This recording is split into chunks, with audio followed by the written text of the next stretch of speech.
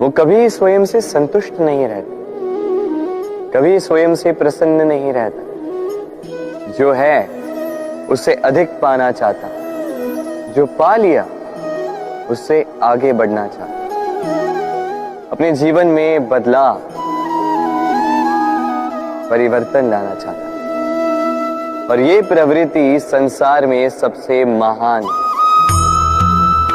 क्योंकि इसी प्रवृत्ति के चलते संसार में विकास होता है। किंतु इस बदलाव के लिए मनुष्य उसकी खोज में रहता है जो उसके जीवन में बदलाव ला सके, उसे मार्ग दिखा सके, उसके जीवन में परिवर्तन ला सके।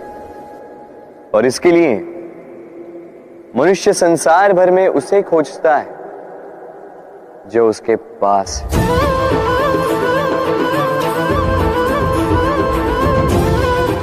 बताइए कौन? यदि कोई आपका जीवन बदल सकता है तो दर्पण देखिए। वो आप स्वयं है जो आपका जीवन बदल सकते हैं। वो आप स्वयं है जो स्वयं को मार्ग दिखा सकते हैं, जीवन में बदलाव ला सकते हैं, परिवर्तन ला सकते हैं। इसलिए पहचानिए अपनी भीतर की शक्ति को और विश्वास कीजिए कि इस संसार में आपसे अधिक शक्तिशाली और कोई नहीं। जीवन बदल जाएगा और अंधविश्वास का नहीं, आत्मविश्वास का हाथ थामिए। आपकी समस्याएं स्वतः दूर हो जाएंगी। मन बड़ी ही विचित्र कृति है। ये मन शरीर के किस अंग में बसता है कोई नहीं जानता, किंतु संपूर्ण शरीर इस मन की इच्छा साकार करने के लिए प्रयास करता रहता है। अब यदि मन कुछ खाने का करे तो व्यक्ति उसकी वनो उपवनों की इच्छा साकार करने का माध्यम ढूंढता रहता है। अब यदि मन किसी को शत्रु समझ ले तो व्यक्ति उसे नष्ट करने का हर संभव प्रयास करता है। अब यदि मन किसी से प्रेम करे तो उसकी प्रसन्नता के लिए हर सीमा लांघने के लिए सज्ज रहता है। परंतु जीवन सुखद हो इसके लिए आवश्यक है कि मन खाली हो। इस बांसुरी की भांति भीतर कुछ भी नहीं, न राग है न द्वेष, तब भी तार छेड़ने पर स्वर निकलता है। इसी प्रकार मन को भी भावनाओं से मुक्त रखना आवश्यक है। स्मरण रखिए, मन में कुछ भर के जियोगे तो मन भर के जी नहीं पाओगे। भूल और मनुष्य, इन दोनों का संबंध कुछ वैसा है जैसा पंख और चिड़िया का, जैसा धारा और नदिया का। यदि भूल मनुष्य के स्वभाव का इतना महत्वपूर्ण अंग है तो आप सोचिए, इस पर लज्जा क्यों? इस पर लज्जा करना ठीक है ही नहीं। वैसे देखा जाए तो भूल हमें स्वयं को और श्रेष्ठ बनाने का अवसर देती है, पहले से अच्छा प्रदर्शन करने की प्रेरणा देती है। अब कदाचित आप में से कुछ इस बात से सहमत नहीं हो, क्योंकि बहुतों की दृष्टि में भूल दोष को जन्म देती, दोष अपराध को, और अपराध के लिए क्षमा नहीं दंड मिलना चाहिए। किंतु क्या आपने कभी सोचा है कि ऐसा क्यों होता है? क्या कारण है इसका? इसका कारण है भूल स्वीकार करने से बचना।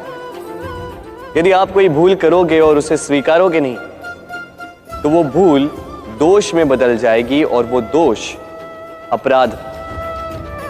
तो साहस रखिए, अपनी भूल को स्वीकार करना अपनी भूल को सुधारने की दिशा में सबसे पहला कदम होता है।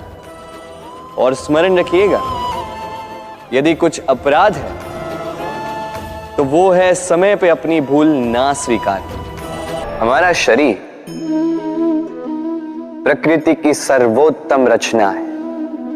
जो अंग, जो तत्व हमें मिले, उन सब का अपना अपना एक संदेश है। दो आंखें दी हैं देखने के लिए, दो कान दिए हैं सुनने के लिए, नथुने भी दो हाथ दिए हैं दोहरा परिश्रम करने के लिए, किंतु जीव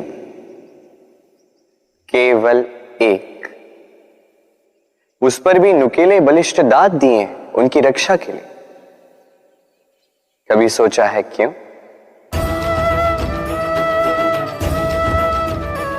क्योंकि शब्द और शब्दों का उपयोग मनुष्य का सबसे बड़ा शस्त्र है, जिसका उपयोग जितना सोच समझ कर किया जाए मनुष्य जीवन में उतना ही ऊपर उठता है। तो समझे ना, देखो सुनो समझो अधिक, बोलो कम। मनुष्य का स्वभाव है कमाना, संग्रह करना, फिर चाहे वो धन हो, नाते हो, संबंध हो या हो प्रसन्नता। परंतु क्या आपने कभी सोचा है नियति ने यह संग्रह करने की प्रकृति मनुष्य में क्यों डाली? एक बीज से पौधा पनपता है, उसके भोजन से फल संग्रहित होता है। क्यों? इसलिए ताकि वृक्ष उसे स्वयं खा सके? नहीं, बल्कि इसलिए ताकि वो भूखे जीवों में बांट सके। अब आप पूछेंगे कि इसमें वृक्ष का क्या लाभ? लाभ है, क्योंकि जो बांटता है वो मिटता नहीं। जो फल ये जीव खाते हैं वो उसके बीजों को वातावरण में बिखेर देते हैं, जिससे जन्म लेते हैं नए वृक्ष। उसकी जाति, उसका गुण, उसकी मिठास अमर हो जाती है।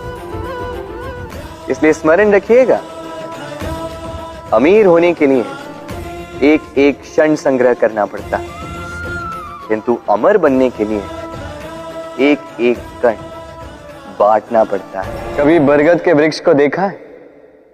कितना विशाल होता है। कभी कभी भय लगता है कि इन भारी डालों का बोझ ये तना सह भी पाएगा या नहीं।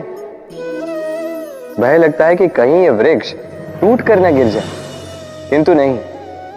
समय पड़ने पर शाखाओं से निकलने वाली ये बेलें धरती की ओर बढ़ती और फिर स्वयं जड़ बनकर इस वृक्ष को सहारा देती। इसी प्रकार जो परोपकार करते हैं, सत